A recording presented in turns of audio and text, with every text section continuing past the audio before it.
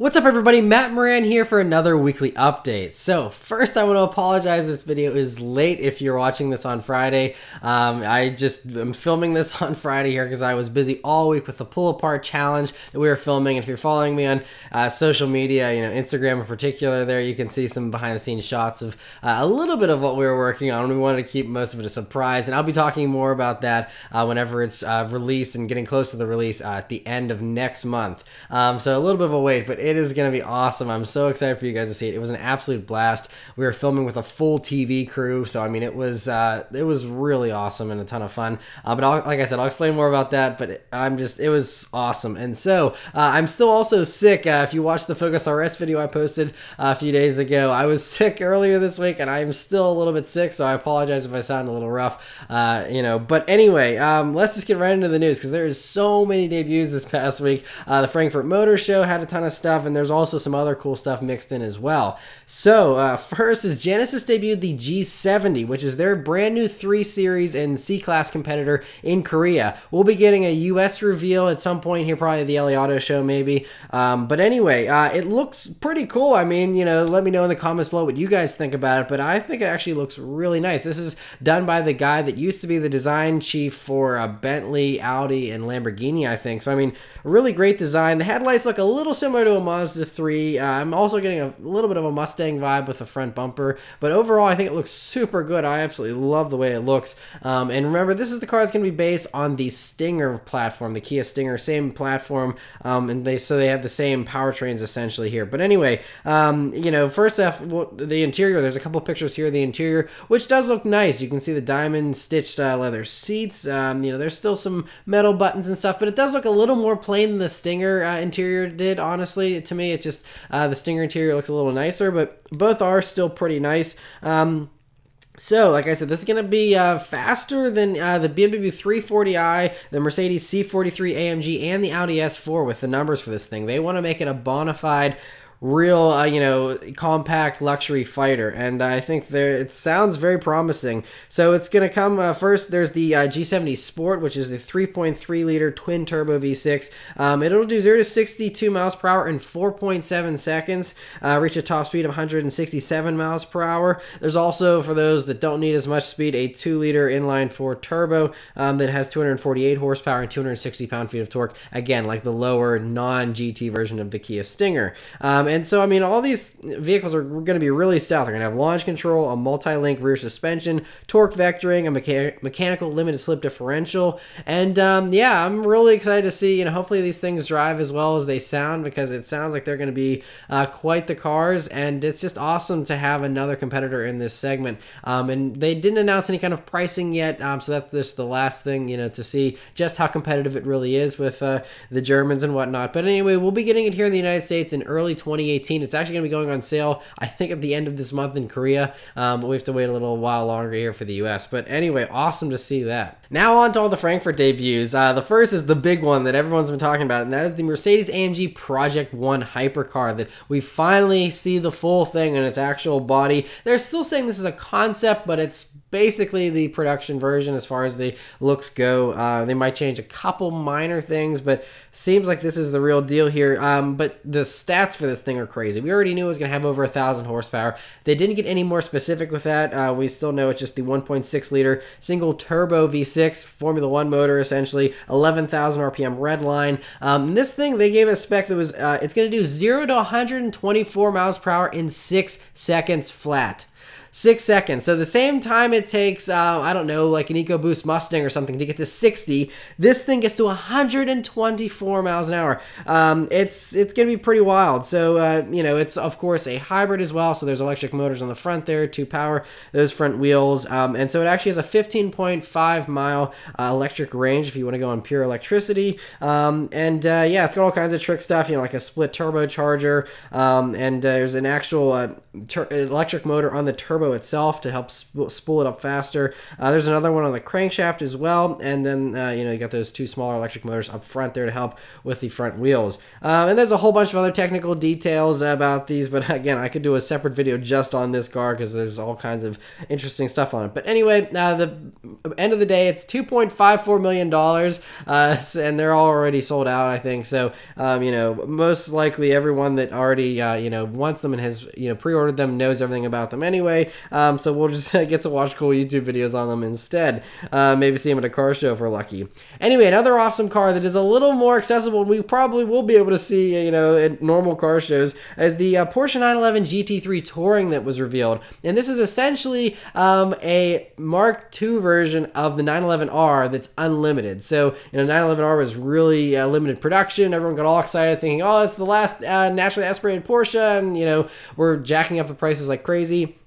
And Porsche kind of gave them a little kick in the shins and said, nope, we are going to just make this completely non-limited, and it's basically the same thing just with the Mark II engine, which makes it maybe even better than the 911R in some ways. So it's manual transmission only for the Touring model, which is interesting. You think Touring, you think relaxed, comfortable, PDK would still be an option, but they're like, nope, this is still manual only. If you want PDK, go for the normal GT3 and tear the wing off yourself, because that's the big main difference here with the GT3 Touring is there's no wing on the back of it. It's, again, just a Touring one, and they want to make it a little more low profile, and I absolutely love it. It's got the same awesome naturally aspirated 4-liter flat 6 motor with 500 horsepower, 339 pound-feet of torque, and that screaming high 9,000 RPM redline as the, you know, 991.2 GT3. And there's also, I think, leather seats now instead of Alcantara, and there's a little bit of a limited availability as far as options go, but still very, very impressive. And it actually is the same exact starting price as a normal GT3. So again, they're like, we want to make this accessible for everyone. We don't want to, you know,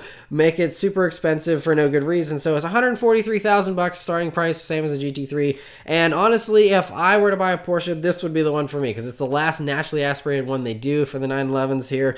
And I think it looks spectacular. Has the best motor of the range, and yeah, you can't go wrong with it. So even though those are non-limited, I'm sure they will sell out quickly, or they'll at least be at demand and, you know, maxed out on demand for a while, because that is going to be awesome. Another vehicle that Porsche debuted at the Frankfurt Motor Show was the 2019 Porsche Cayenne Turbo. We already just like a week or two ago here saw the standard Cayenne and Cayenne S. Now we have the Turbo. It's got a twin turbo 4-liter V8, and it's 550 horsepower here in the turbo configuration, 567 pound-feet of torque, 0 to 60 in 3.9 seconds, so right up there with the other Cayenne turbos of the past, 3.7 seconds if you get the Sport Chrono package, which gives you the launch control and all that fun stuff. And that's 0.1 second faster than the last one, so it's a little bit of an improvement, but, you know, as far as numbers go, not a ton.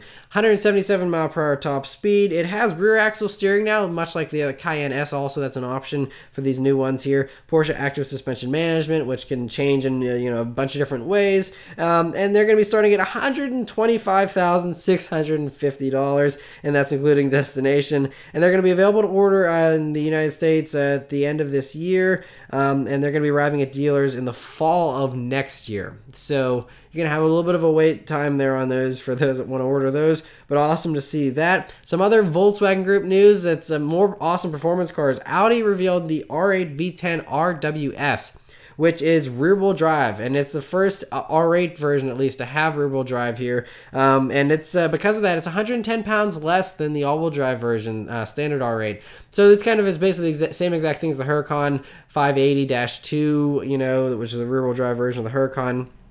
For the R8 here, some slight changes between the rear-wheel drive version and the all-wheel drive. These now have matte black elements in the grille and stuff. The side blade is in body color. They're only building 999 of these in coupe and convertible, and they're going to be going on sale later this year. The coupe is $168,000. The Spider is $183,000. And yeah, so I'm not sure if this is even coming to the United States 100%. They didn't specifically mention it. I would hope so, but it's limited. And, you know, some people in the States get a little confused because Audi, it's like the same thing as Subaru. Like, wait, it has to be all-wheel drive because it's, you know, Quattro and all that. But, yeah, so I'm not 100% sure if we're getting these in the States. Hopefully they'll make that more clear as they get towards release. But anyway, awesome to see that. A rear-wheel drive R8 sounds like a blast to me. That wasn't the end of it, though. Audi also revealed the RS4 Avant for 2019 here. They're going to have 450 horsepower, 442 pound-feet of torque from a 2.9-liter bi-turbo V6, the same one we're very familiar with in the family of Audi and Porsche products. 0 to 60 in 4.1 seconds here for the RS4 Avant. 176 pounds lighter than the last RS4 Avant as well, so it's not only faster, but it's going to handle better, feel a lot lighter. It's going to have the 8-speed Tiptronic automatic, which should be pretty quick, I suppose. I'm surprised they didn't go with the dual clutch, but you know, these days I guess they're just all switching over to the 8-speed autos. But the sad thing is that one that they confirmed is not coming to the United States. So we never get the Avants here, aside from I think the B7 generation, but other than that, we never get them. And so it's a little bit unfortunate, but it is what it is. Those of you over in Europe, you're lucky to get it and enjoy it.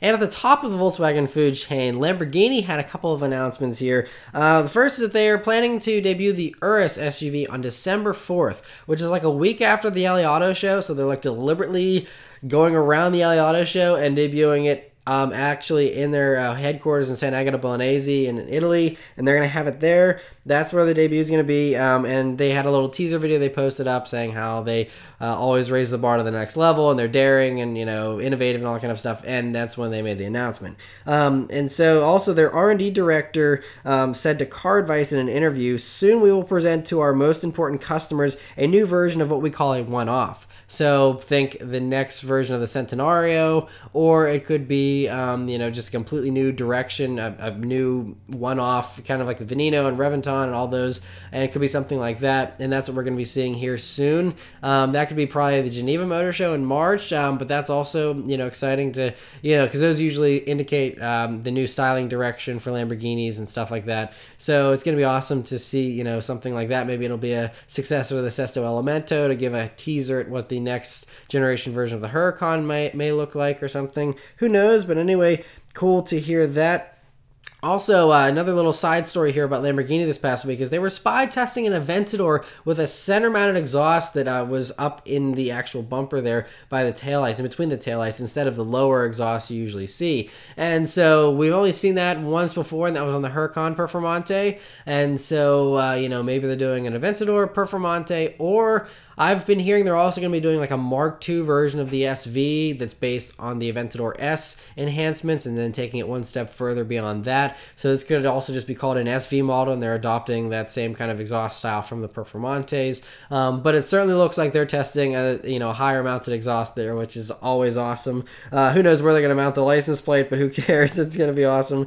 And so great to see that. Land Rover this past week, the last of the normal cars before we get into all the super futuristic electric stuff. Land Rover debuted the Discovery SVX, which is a project from their SVO division that is going to be available to purchase, and I believe for the States, but they're going to be available to order here soon. But anyway, it's a 5-liter supercharged V8, basically the same F-Type R motor. And this application has 517 horsepower and 461 pound-feet of torque. And they dropped it into the Discovery here, called it the SVX, not the Subaru version.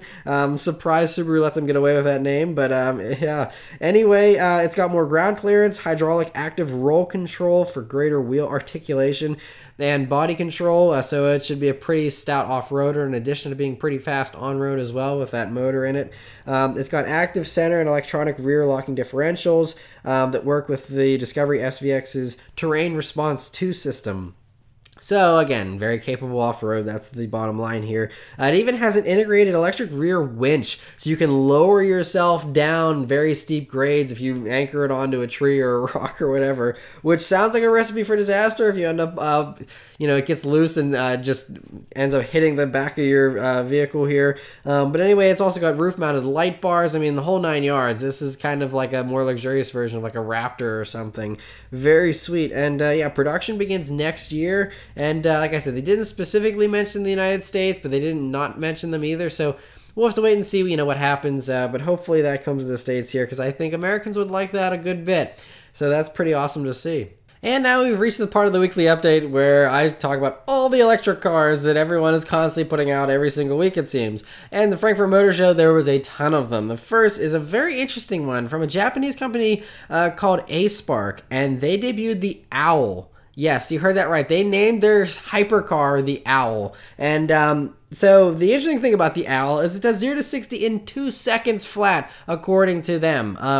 It's got a carbon fiber body and a curb weight of only 1,900 pounds. So that's why it's very quick in a straight line. There's 2 electric motors. It's completely electric. It does 429 horsepower, which doesn't sound like much, but when you're talking about something that lightweight, it's enough. Powers all 4 wheels, 174 mile per hour top speed. But the height of this thing, it's so low. The top of the roof is 39 inches off the ground, which is crazy low. That's just wild. I mean, that's less than 4 feet and just barely over 3 feet. So I mean, that is wild. They're gonna start selling this car in 2019. This is actually a real thing they're building, but they're only building them per order. So if you order one, then they'll be like, okay, we'll go build it. But if not, then they're not gonna build them. So I guess it just depends on how many people actually want to pay for one of these things. Because here's the kicker, that all sounds very, impressive, but they're gonna sell for 3.5 million euros, which is the current exchange rate is $4.16 million.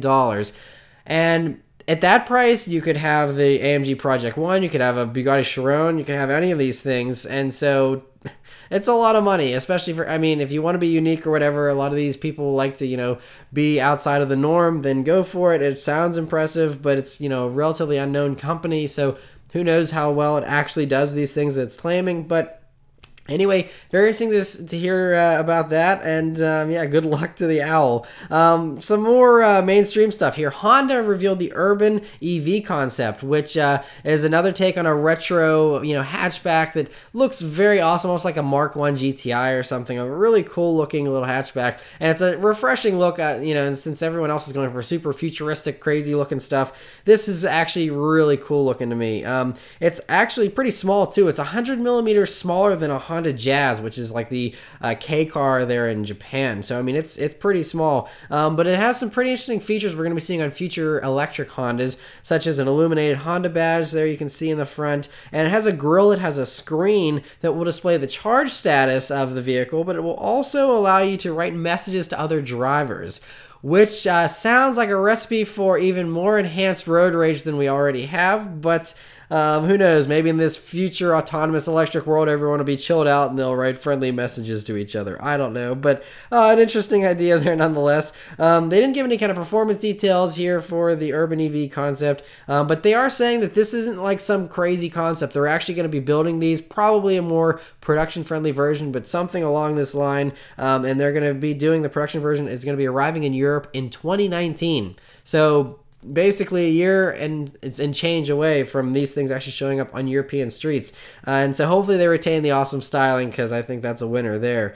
Another Japanese company, Toyota, at the Frankfurt Motor Show here, debuted the CHR High Power, and so it's basically, they're just saying it's a higher performing hybrid version of the CHR, but they didn't give any performance details. They were just like, look how cool the interior and the exterior looks. It's like, yeah, but if you're calling it the high power, people want to know what the power is, and they did not say. So that's basically all that I personally know, at least from what I've seen as far as coverage on the high power CHR. I have no clue. Hopefully we'll find out some more about that in the future, but I have had a few people actually sending me in spy shots of CHRs spied running around testing, and that's most likely the production version of this concept, because there's no other reason to have camouflage CHRs running around unless it's for this hybrid version, and that's what I think it's going to be. So expect that to come sooner rather than later, and so interesting to see that. One non-electric car, I'll give you a little bit of a break here for a few minutes. BMW revealed the M8 GTE, which is a race car version of the new M8 that's coming out, and so obviously this race car is a little more extreme, so it's not exactly going to look like the actual production version, not by any stretch. But it does, one big thing is it's signaling their return to Le Mans. They're going to be racing at Le Mans next year. It's going to be their first time since 2011, so it's been a few years since they've raced in Le Mans, so it's really cool. But, this race car still does give us a pretty good idea of, what the headlights and taillights for the production version are going to look like, maybe the side mirrors and just the general styling cues. And overall, I mean, it sounds like it's going to be pretty good looking, based off the race car version. And yeah, so this race car version is going to be different than the production one as far as actual, power and stuff. But this race car has a 4-liter twin-turbo V8 that does 500 horsepower, and that's just because of race restrictions. We know the M8 will most likely have 600 horsepower to match to the M5 at least, and so But anyway, great to see that, and I think it looks pretty cool. Another concept that BMW showed at the Frankfurt Motor Show here was the iVision Dynamics concept, which is basically their vision of what an electric midsize BMW is going to look like here in a few years. Obviously, a little more futuristic than it will most likely end up being for a production version. But this basically is previewing the styling for what they want to go for with a new production i5 model. And so, but they're saying that the i5 is coming in 2021. And so, we're only, basically at this point almost 3 years away from it. So pretty close. And so anyway, it's going to have a 373-mile range is what they're shooting for here, 120-mile-per-hour top speed, and they say 0 to 60 in 4 seconds. And of course, it's got all the autonomous tech and all the futuristic stuff you would expect from a vehicle like this. Although they did not show the interior at all, just exterior stuff there. So we'll have to see how the interior turns out on those. But I'm sure it will be very futuristic as well. And there's a couple interesting stories from Mercedes this past week. The first is the CEO of Mercedes made this very similar announcement to many other car companies recently, talking about how many electric cars they're going to have in the next few years. The CEO of Mercedes at the Frankfurt Motor Show here announced they're going to have at least 50 electric versions of all their models by 2022. I mean, a lot of these other companies like BMW and stuff are saying 2025. And so 2022, I mean, again, we're only talking about 5 years away here. And that's, they're counting hybrid and EV stuff. So, not strictly electric vehicles, but electric and hybrids. But anyway, along with that, Mercedes showed off their EQA concept, which is an interesting take on an electric concept that is actually a little bit exciting for performance enthusiasts because it's a hatchback. It does 248 miles of range, looks very futuristic. It has headlights and taillights that have apparently laser-activated mediums placed inside a fiber optic cable. I don't even understand half of this, but it also has a virtual radiator grille, which is, like a basic OLED screen they have there up front. And it actually displays the EQA's 2 different driving modes. Now, there's only 2 driving modes here, and that's for good reason. So they say there's going to be the first mode, which is Sport, and you'll see little LED wings that are, cool looking there. Typical to other Mercedes, I guess, a digital take on that. And then there's red verticals that are kind of similar to the Pan America style grille they have on the AMG models, and that's when it's in Sport Plus mode. So they made note of it that there's only a Sport and Sport Plus mode in this vehicle. No comfort, no eco. This is a performance-oriented electric hatch here, which is great that they're kind of tossing enthusiasts a bone, even if it is fully electric. So yeah, they say the biggest battery does 368 pound-feet of torque. They didn't give an actual horsepower number. 0 to 60 in about 5 seconds, and 62 miles of range can be regained in 10 minutes of charging on one of their fast chargers. So sounds pretty cool though. I really admire the fact that they're like, yep, it's either you do Sport or Sport Plus. It's all sports oriented, and again, this is just a concept, but probably not too far-fetched, for something they're definitely going to want to do on the A-Class platform at some point down the road here. So cool to see that. They also showed off something that is production ready, and that is the GLC F-Cell. And so this is going to be a very limited type of production deal, but it's basically a hydrogen fuel cell version of the GLC, which is shocking because everyone's going with just battery electric vehicles, and that's all the rage right now. And, everyone's saying, well, hydrogen might be more sustainable because we have an infinite supply of it, and, it makes sense. And so anyway, this F-Cell has 272 miles of range, and so an electric motor makes 197 horsepower and 258 pound-feet of torque, so pretty similar to like a base GLC as far as performance goes. It only has a 13.8 kilowatt-hour battery, though, instead of these 100 kilowatt-hour batteries you see in Teslas and stuff, way smaller. And so that only gives it 30 miles of range on the battery, but the rest is all reliant on the onboard hydrogen fuel cell. And so that can be refueled in only 5 minutes. And that's the big advantage with hydrogen, is it's still fully electric. There is no emissions other than just a little bit of water that comes out of the exhaust from the, the hydrogen there. But it fills up in 5 minutes. There's no recharge times. It's just basically the same as a standard gasoline engine. But yet it's fully, no emissions and stuff. And so yeah, and it also can be plugged in. It's a plug-in hybrid still, as far as you can just plug it in to get your charge time up there for your batteries as well if you'd like. But yeah, these things are already going into production, they said, and they're going to be in test fleets soon. And I think this is mostly just for Germany because I think they have a little bit of a better availability as far as hydrogen stations go. That's still a very limited thing that's been slow to get adopted. But an interesting thing, and I think they're looking beyond the battery stuff, because the battery stuff might work for a while, but I think a lot of people that want longer range and stuff, this is going to be the solution for them whenever we live in this emissionless world. And so very cool to see Mercedes still pursuing the hydrogen thing there. Now, in addition to the R8 rear-wheel drive version and the RS4 Avant that Audi showed off, they also showed off some very interesting electric and autonomous stuff here in typical Audi fashion. They're really bold sometimes, and here at the Frankfurt Motor Show, it was no different. So the first concept they revealed was the Audi AICON. ICON is, I guess, how they want to pronounce it. I'm not sure. But anyway, artificial intelligence. That was the bottom line from Audi here as far as the futuristic stuff went for them, is all artificial intelligence and how awesome it's going to be for autonomous cars. So, of course, this thing is fully autonomous. It's a concept, so it's still way off. But there's some really quirky stuff about this concept. There's no steering wheel and pedals, which isn't so bizarre, for an autonomous car. But it also has no headlights, because they say you don't need headlights if you have a bunch of sensors and stuff doing the driving for you. So instead, it has an LED array on the front, and it'll give pedestrians and other cars information, but Audi says they're like eyes, and it gives them pupils that'll grow larger, smaller, and so it kind of animates the front end of the Audi a little bit, but it actually says it will follow pedestrians as well. I'm not sure why these cars would be like scanning pedestrians and staring them down. That's really kind of weird. At least it sounds like that to me. So some other interesting stuff inside of this thing. It's very luxurious. Of course, it's like a rolling living room kind of deal. And inside it has eye tracking cameras, voice control modules, and haptic screens and surfaces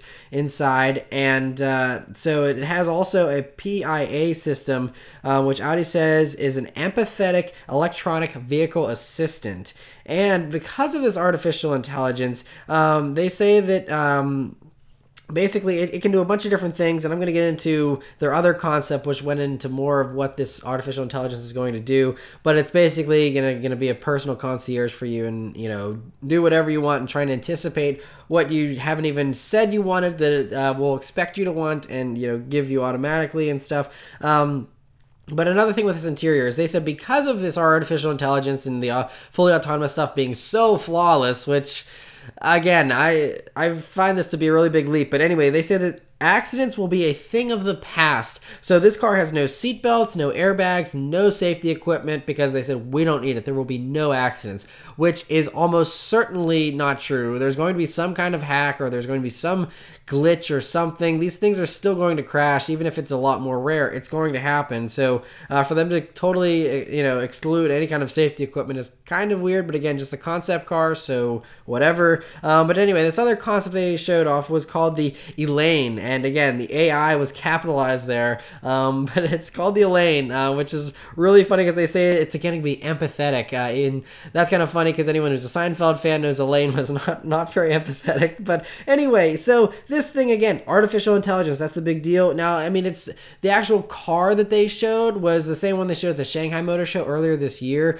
It's just, a crossover autonomous vehicle, essentially. And it's like with the Audi stuff here, the shape and the function and form of it doesn't even really matter. It's just all the brains behind it is what they want to show off here. So they say this artificial intelligence will be capable of learning, thinking, and even empathy, like I mentioned. It anticipates the wishes of drivers or passengers and suggests and books services for them autonomously, like a personal concierge. And so, if it knows that you go get pizzas on Fridays, it will automatically order you a pizza and be like, hey, look, you're going to get a pizza because that's what you always do every Friday. And I'm sure there's some way to cancel out some of this stuff and, kind of observe it and make sure that it's not doing things you don't want it to do, like ordering you expensive things you don't actually want or whatever.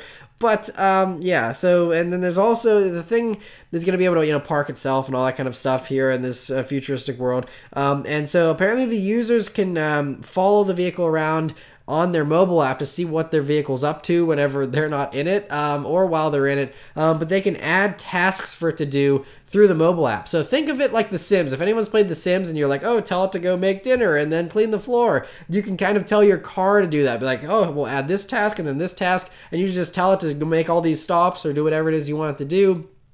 And kind of control it all like you're controlling a sim, which is pretty wild, but kind of ingenious, I guess, in a way too. You know, if it truly does work as flawlessly as they say. And so anyway, they say they plan to have a production version of all this stuff ready by 2019 for a 2020 model year car, and that car will be able to park itself, find its own parking, offer automatic lane changing and piloted driving speeds on highways as well. So basically, an advanced version of what was just rolled out here for the 2019 Audi A8s. So just the next model year here, they're going to have even more of this stuff with the artificial intelligence.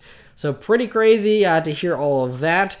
Other Volkswagen Group news is Volkswagen has shown off an updated version of their ID Crozz concept. This one's a little closer to production, but still a little ways off from a production version, still a little more concept-y. But they're showing that, you know, this is most likely they're going to be one of their first products they offer in this ID all-electric range. There still is no B-pillar on this vehicle. I guess that's the way the production version is actually going to be as well, but I don't know. They say the doors are going to open on voice command, though, which, again, could be cool, could be annoying, depending on how well it works. And yeah, it's got an 83 kilowatt-hour battery with 101 horsepower electric motor on the front wheels, and then a 201 horsepower electric motor on the rear wheels, for a total of 302 horsepower. That's rear bias, which sounds fun at least. And they say it actually does handle very similarly to a Volkswagen GTI, which, again, we'll have to wait and see on that one, but that would be nice if that were the case. 332 pound-feet of torque and 310 miles of range, and they say you can get 80% recharge in 30 minutes in one of these, supposedly, whenever they come here. I think around 2020, 2021, something like that, but cool to see that. Other more mundane news now, to get back to normal cars. Volkswagen did show off something actually, to actually be on sale here now, and that is the 2018 Volkswagen Golf Sportsvan, but it's only coming to Europe. I guess they've had a Sportsvan of sorts there before, and so this is only a Europe thing, but you know, it kind of shows that the way the new Golfs are going to go as well here, that we'll most likely get in the States as well, as far as the tech and stuff, you know, with a 9.2-inch infotainment screen. We are already seeing some of the 2018 Volkswagens here. But the big news here is that there's the new Volkswagen Traffic Jam Assist, which is similar to the Audi Traffic Jam Assist. It combines lane keep assist and adaptive cruise control to provide automated driving up to 37 miles per hour, as long as the driver has hands on their wheel and is assisting in the steering. If it feels you not tugging at the steering wheel a little bit, then the system will try to rouse the driver in escalating stages, was their quote. And if that doesn't work, then it puts on the hazard lights and pulls over. So similar to the Cadillac Super Cruise technology, that's what, you know, they're going to have in the 2018 CT6. That does the same exact thing. If it knows you're not paying attention, it pulls the car over, and you know, and that's also a safety thing in case someone has a medical emergency behind the wheel. So it's good, and it forces people to still pay a little bit of attention. And so, yeah, but anyway, interesting to see that. And yeah, that stuff should be trickling down to all the Volkswagen lineup here, probably by the 2019 model year, I would guess. Another cool car we don't get here in the States I want to quickly mention is the Suzuki Swift Sport.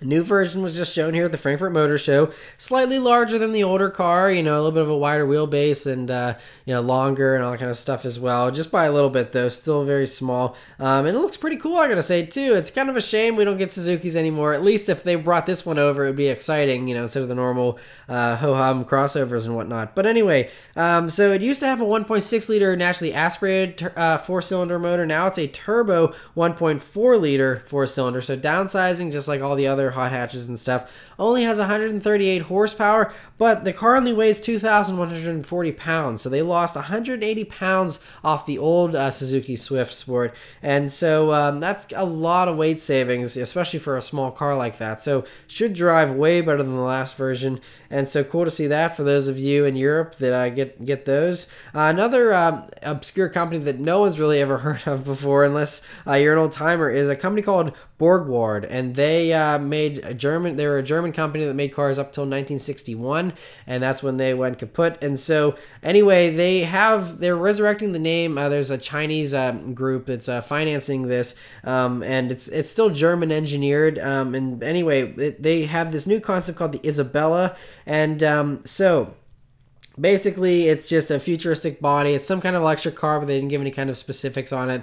And the cool thing here, though, is that they wanted to go for a retro kind of theme. So it's got a two-tone body color setup going on, which I actually really like. I think it's pretty cool looking. It has a little bit of a Porsche flair to it, but does look pretty good still. But again, I don't know if this is going to be something they'll just bring to Europe or China, but most likely it won't come to the United States, almost certainly. But yeah, I thought it was worth mentioning there anyway. But that's it for all the Frankfurt stuff. A couple other things here. There's another vehicle that was revealed unintentionally. So Volvo of Hungary, from the country of Hungary, they posted up accidentally some official images here of the new XC40 Volvo for 2018, and it looks much like the teasers. It looks very good, from what we can see so far. We'll have to wait until the full official reveal next week before we know anything about the details as far as the powertrains and stuff. But I'm sure it'll borrow heavily from the XC60. But anyway, it's really great, and that kind of rounds out the Volvo SUV lineup there. And I think it's great they got a little small one to compete with all the others out there.